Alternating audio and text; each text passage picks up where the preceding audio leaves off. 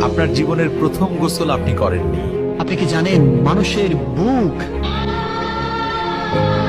শিশু বাচ্চাটারে মাইরো না। বলো কেন নিজেকে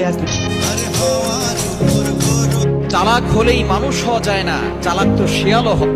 কত বড় বটগাছ মাথা থেকে সরে যায়। তুমি যতই ভালো হও না কেন, মানুষ নিজের ভুল দেখার বেলায় অন্ধ।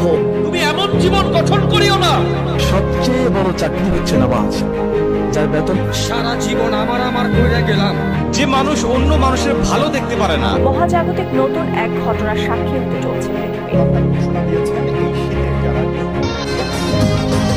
আমি গরিব হলো পৃথিবীর শ্রেষ্ঠ ধনী।